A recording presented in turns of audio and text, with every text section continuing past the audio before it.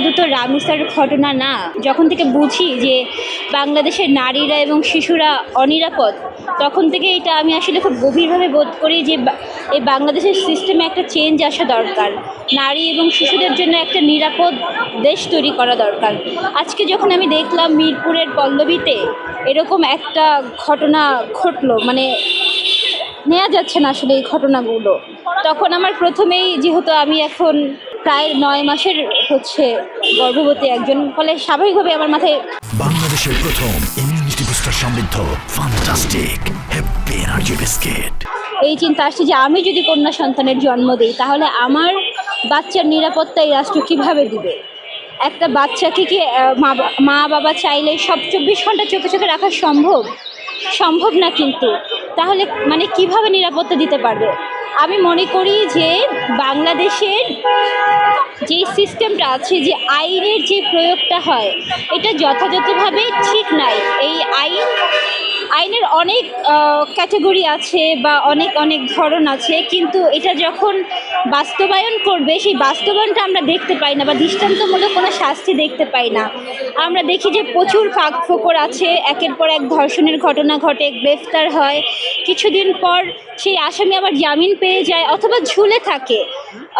আপনি দেখেন যে আসিয়ার ঘটনাটা, সেখানে কিন্তু রায় হয়েছে, কিন্তু এখনো পর্যন্ত কি তার শাস্তিটা বাস্তবায়ন হতে আমরা দেখে নেই। সেই জায়গা থেকে আমি মনে করি যে আমি আমার সন্তানের জন্য এবং বাংলাদেশের যত শিশু আছে, যত নারী আছে, তাদের নিরাপত্তার জন্য আমার বিবেক আজকে নাড়া দিয়েছে। আমি এই অবস্থায় ঘরে বসে থাকতে পারিনি। আমি মনে করি আমাদের জোরে সোরে আওয়াজ তোলা দরকার এবং সরকারকে চোখে আঙুল দিয়ে ভালো করে বোঝানো দরকার যে আমরা এই দেশের নাগরিক, আমাদের সন্তানরা এই দেশের ভবিষ্যৎ। ফলে ভবিষ্যতের দিকে যদি কেউ মনোযোগী না হয়, সেই দেশের ভবিষ্যৎ কিন্তু অন্ধকার। আজকে রামিসা সহ যে হত্যাকাণ্ডগুলো হয়েছে, ধর্ষণগুলো হয়েছে, আমরা অবিলম্বে প্রত্যেকটা ধর্ষণের হত্যাকাণ্ডের বিচার চাই। সেই দাবিতেই আজকে আমরা প্রেস ক্লাবে একত্রিত হয়েছি। আমাদের যে প্ল্যাটফর্ম কথা বলো নারী, সেই কথা বলো নারীর আয়োজনে আজকে আমরা এখানে আমাদের বক্তব্যগুলো তুলে ধরবো রাষ্ট্রের কাছে। কারণ আমরা মনে করি যে এইটা আসলে এই যে ধর্ষকের যে মানসিক অবস্থান, এই যে ধর্ষক মানে কিভাবে ধর্ষণ করে, যখন তার নৈতিকতা থাকে না, যখন তার রাষ্ট্রের প্রতি কোনো ভয় থাকে না, আইনের প্রতি কোনো ভয় থাকে না, তখন সে এই ধরনের অপকর্মে লিপ্ত হয়। এইটা শুধুমাত্র মানে বিচার চাওয়ার মধ্য দিয়ে 1-2 জনকে সাজা দিয়ে হয়তো নির্মূল করা সম্ভব না।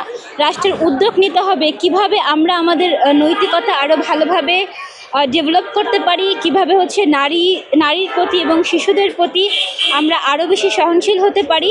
এই বিষয়ে রাষ্ট্রের অনেক জরুরিভাবে অনেকগুলো উদ্যোগ নেওয়া দরকার। প্রয়োজনে বাংলাদেশে যারা যুব নারী নেত্রীরা আছে এবং তরুণ নেতারা আছে, ছাত্র নেতারা আছে, তাদের সাথে সরকার কথা বলুক।